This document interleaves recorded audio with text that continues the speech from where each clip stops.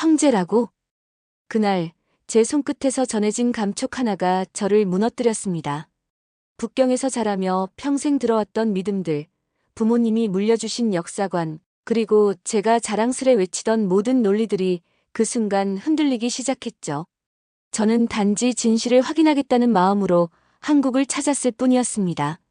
하지만 그곳에서 마주한 건 제가 상상도 못했던 너무도 치밀하고도 조용한 진실이었습니다. 안녕하세요. 제 이름은 리화이며 북경 태생의 22살 대학생입니다.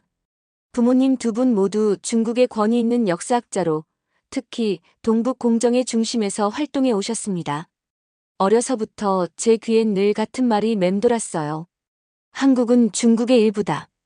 고구려도 발해도 심지어 김치까지 다 중국에서 시작된 문화다.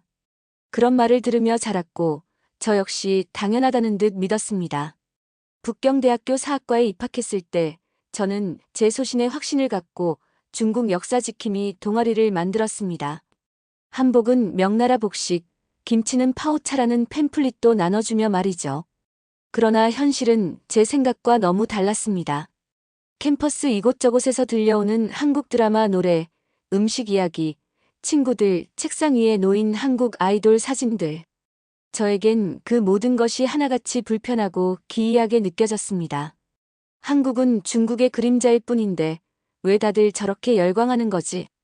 그런 저의 말에 친구들은 코웃음을 쳤고 어떤 교수님은 제 발표 도중 고개를 절레절레 흔들며 그건 편협한 시각이야 라고까지 말하셨죠. 중국 역사 지킴이라는 이름으로 만든 동아리도 조롱거리가 되었습니다. 학생의 포스터에는 낙서가 붙었고 SNS에선 저희를 풍자하는 짤이 돌아다니기도 했어요. 모욕감과 분노가 들끓었습니다. 그래, 너희가 그렇게 한국을 믿는다면 내가 직접 진실을 보여주지.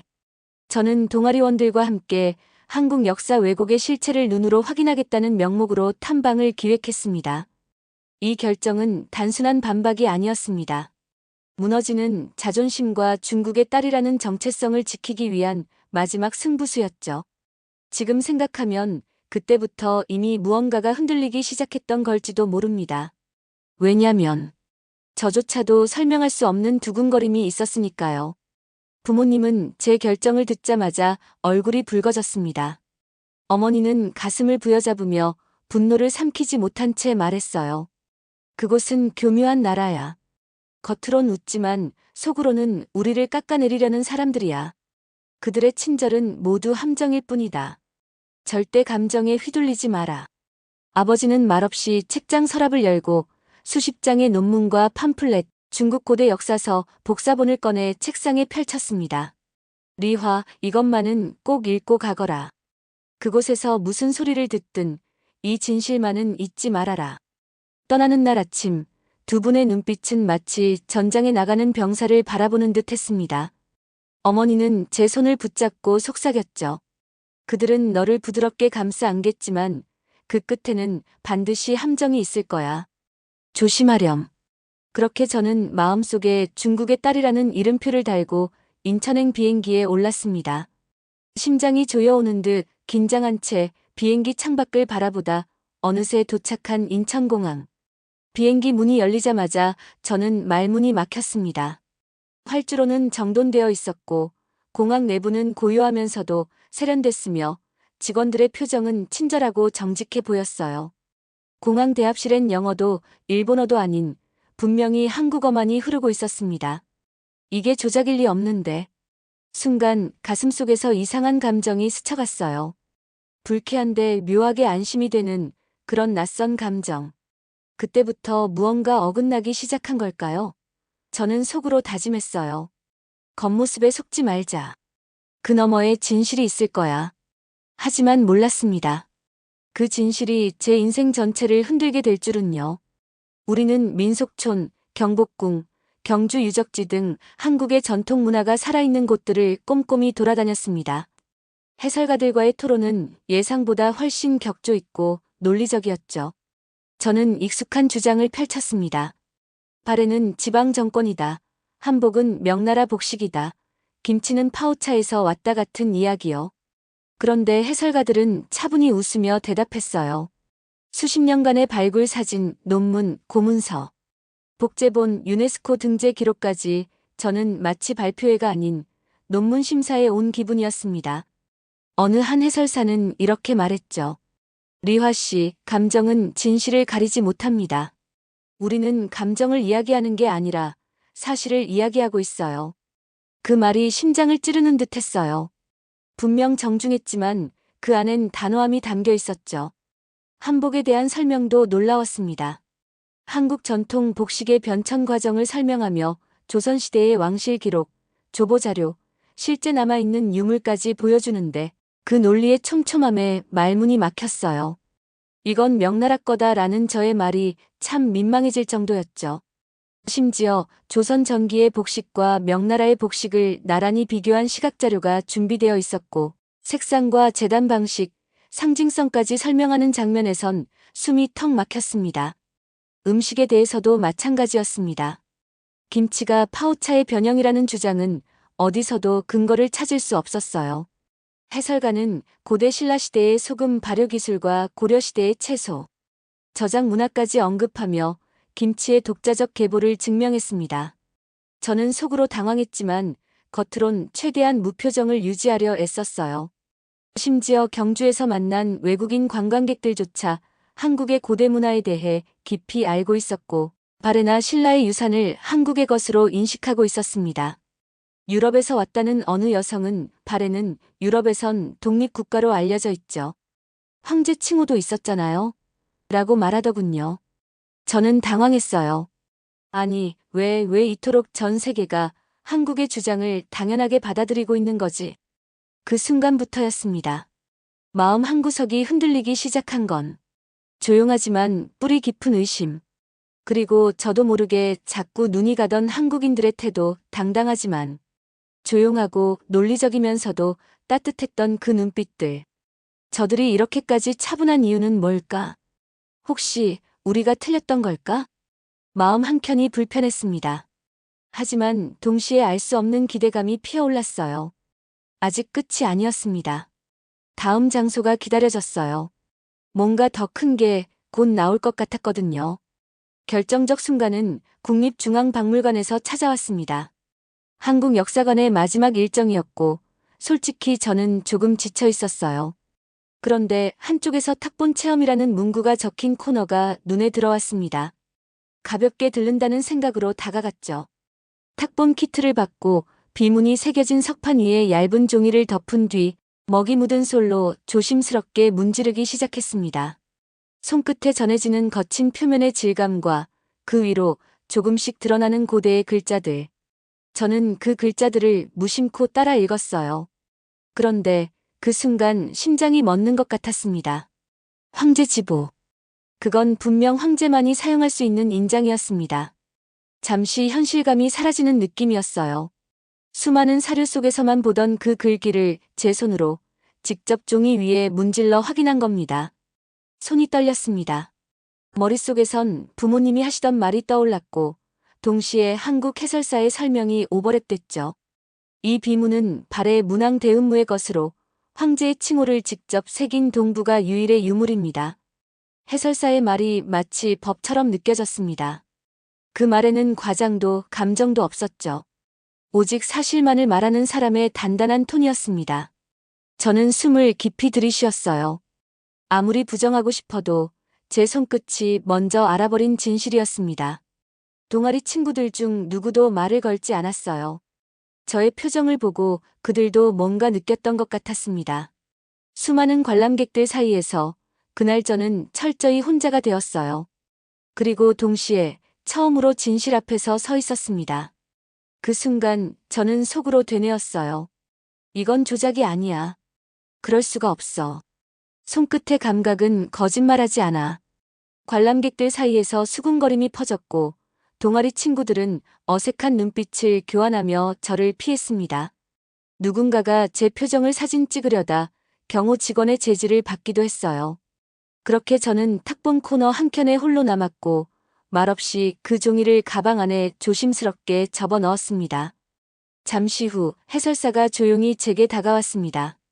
그는 단정한 말투로 말했죠. 이 탁본은 단순한 체험용이 아닙니다. 수년간의 발굴과 고증을 통해 정식으로 복원된 사료입니다. 손끝으로 느낀 감촉은 100마디 말보다 강한 증거가 될 수 있어요. 그 말이 가슴을 찔렀습니다. 제가 본 건 단지 글자 몇 개가 아니었어요. 한국이 자신들의 역사를 대하는 태도, 그 정성과 디테일, 그리고 팩트에 기반한 자신감까지 모든 것이 압축되어 종이 위에 녹아 있었습니다. 이것은 단순한 주장이나 감정의 영역이 아니었죠. 저는 처음으로 이 나라는 진짜 자신만의 서사를 가지고 있다는 확신을 느꼈습니다. 전시실을 돌아다니며 다시 보게 된 건 그 수많은 유물 뒤에 숨어 있는 수십 년간의 연구, 복원, 해설의 노력들이었습니다. 작은 단검 하나에도, 도자기 하나에도, 그리고 조각난 탁본 하나에도 한국인들의 집요한 손길이 깃들어 있었습니다. 저는 그 순간 이렇게 생각했죠. 우리가 이 나라를 얕잡아 봤던 건 무지에서 비롯된 오만이 아니었을까? 그날 이후 저는 더 이상 쉽게 입을 열 수 없었습니다. 발언은 줄었고 질문은 많아졌습니다. 그리고 마음 한켠에서 자꾸 속삭이는 소리가 들렸습니다. 나는 지금까지 무엇을 배운 거지? 진짜 진실은 어디에 있었던 걸까? 다른 유적지에서도 한국의 주장은 일관되고 설득력 있었어요. 저는 점점 더 조용해졌고 마음속 깊은 곳에서 어떤 균열이 생기고 있음을 느꼈죠. 혹시 내가 틀린 걸까? 이 의문이 하루가 다르게 커졌습니다. 하지만 곧장 받아들이기엔 제가 자라온 환경이 너무 강했고 부모님의 존재는 너무도 압도적이었어요. 그런데요, 바로 그게 문제였어요. 진실 앞에서 저는 처음으로 주저하고 있었습니다. 설마 내가 믿어온 모든 것이 틀렸을 리 없잖아. 그렇게 스스로를 다독이며 한국의 다음 장소로 발걸음을 옮겼지만 제 마음은 자꾸 뒤를 돌아봤습니다. 어느 순간부터 해설가들의 설명을 스스로 찾고 있는 저를 발견했어요.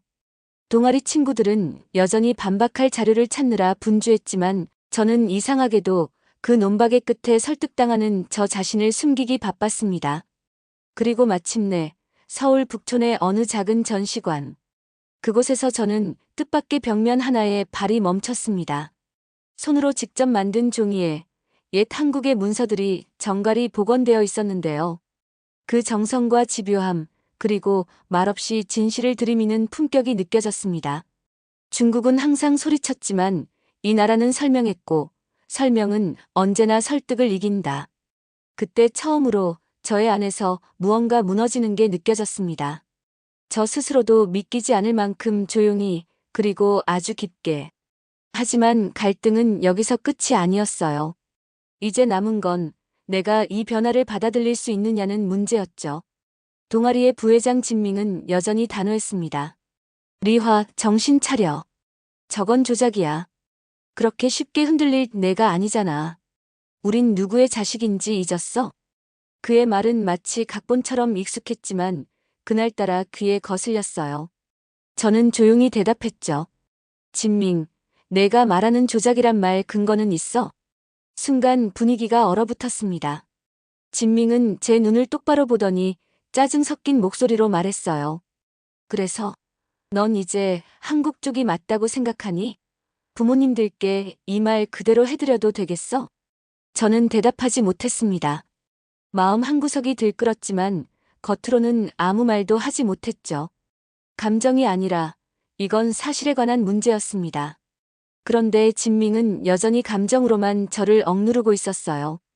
그 순간 전 깨달았습니다. 한국에서 만난 해설사들은 논리로 설득했고 진밍은 감정으로 지배하려 한다는 걸. 저는 처음으로 대화의 방식에서 진정한 차이를 느꼈어요. 그날 밤 숙소에서 조용히 노트북을 열고 검색을 했습니다. 발의 황제지보, 한복의 유래, 김치의 기원. 그리고 나온 결과들, 대부분 한국의 주장을 뒷받침하는 국제 논문과 기록이었습니다. 놀랍게도 서구 학계의 자료들에서도 발해는 독립국가로 분류되어 있었고 김치의 발효 전통도 고대 한국 고유의 것으로 설명되어 있었습니다. 저는 모니터를 바라보며 혼잣말을 했습니다. 아무도 나한테 거짓말하지 않았어. 내가 스스로 눈 감고 있었던 거야. 그제야 알게 되었습니다. 내가 그토록 부정하고 외면하려 했던 진실이 사실은 내 손끝에서, 내 눈앞에서 너무도 조용히 서 있었던 거란걸요. 탐방 마지막 날 분위기는 팽팽하게 얼어붙어 있었습니다. 서울 시내의 역사문화센터에서 진행된 마지막 강연, 그곳엔 수십 명의 대학생들과 외국 유학생들, 그리고 우리 탐방단이 함께 자리했죠. 해설사는 조용하고 단호한 어조로 발해의 국제관계와 고대 한반도의 독립적 왕조 체계에 대해 설명하고 있었어요. 저도 진밍도 긴장한 채 앉아 있었습니다. 그러다 한 유학생이 손을 들고 물었어요. 중국은 왜 이런 사실들을 부정하나요? 왜 역사를 정치적으로 해석하려 하나요?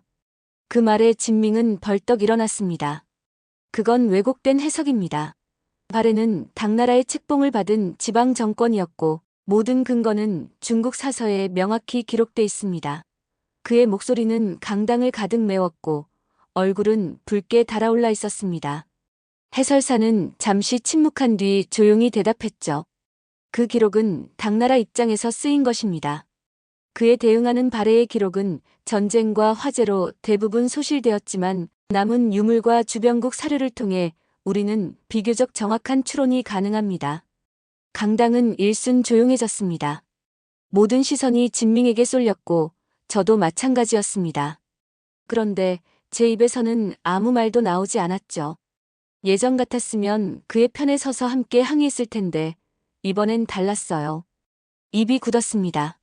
제 옆에 앉아있던 다른 동아리원도 말없이 고개를 숙였고 일부는 눈을 피했습니다. 저는 점점 더 복잡한 감정 속에 휘말렸어요.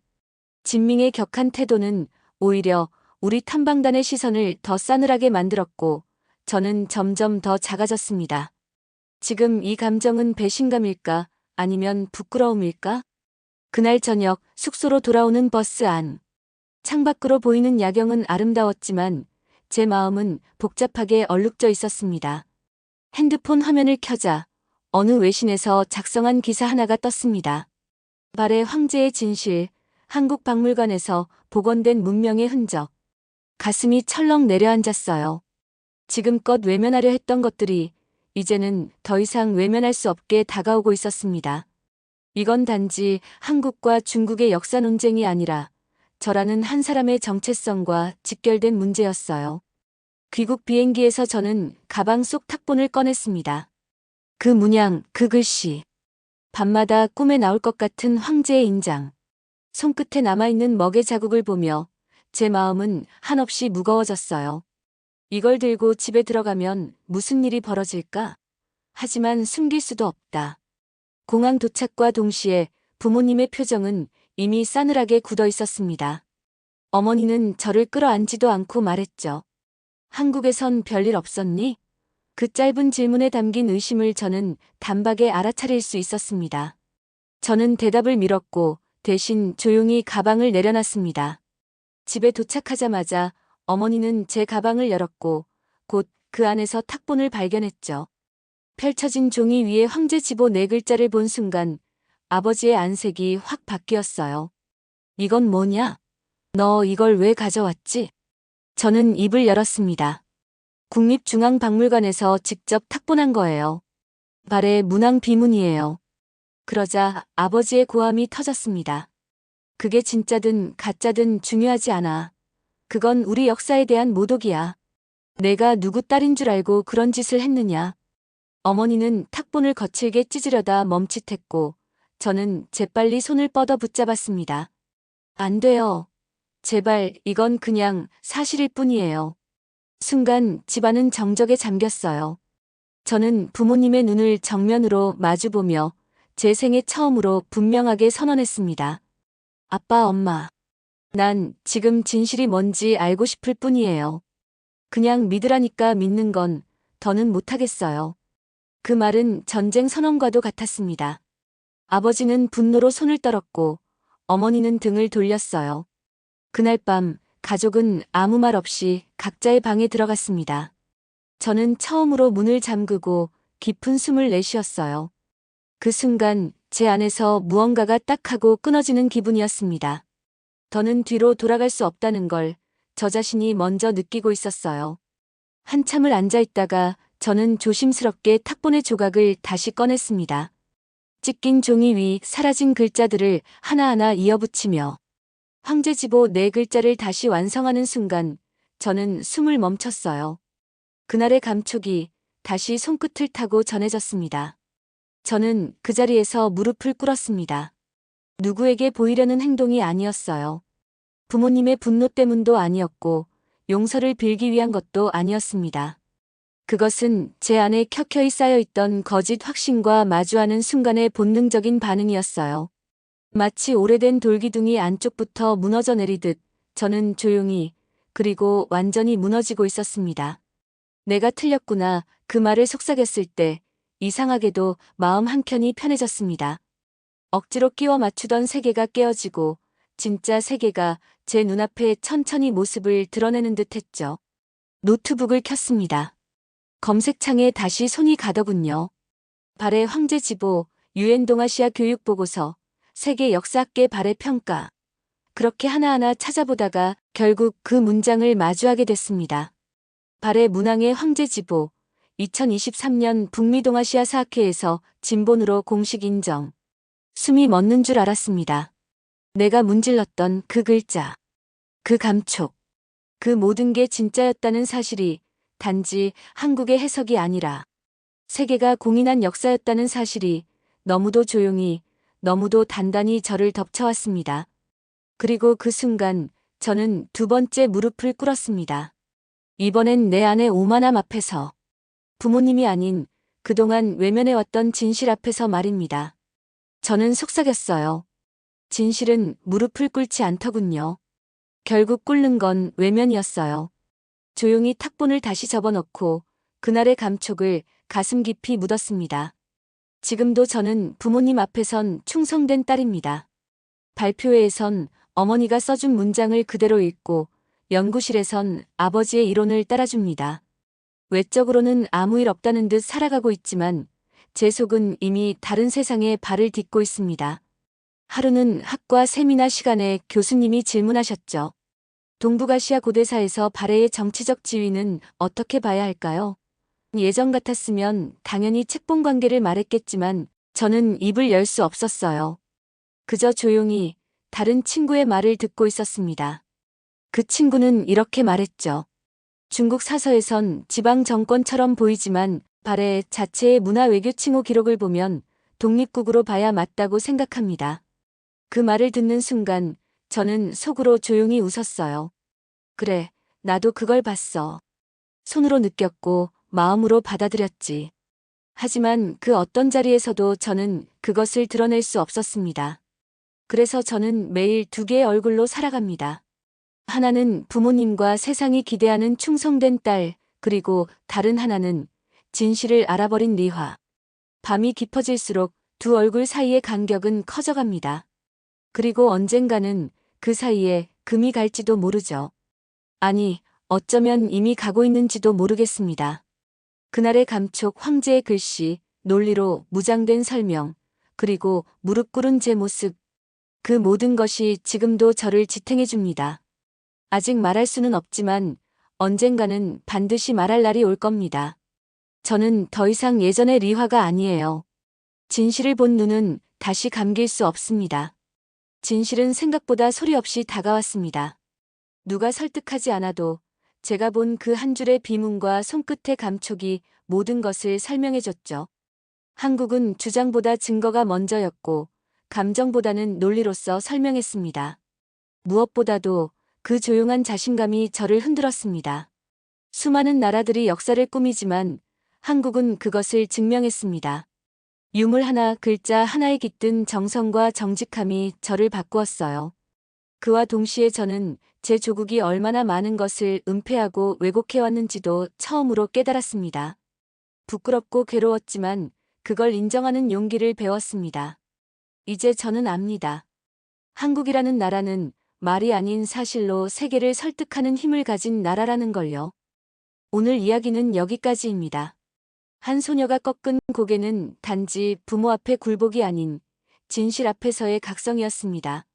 조국의 그림자 아래에서 자라난 신념은 낯선 땅에서 마주한 조용한 증거 앞에서 조금씩 무너졌고 그 속에서 리화는 혼란과 존경, 수치와 깨달음을 동시에 배워갔습니다.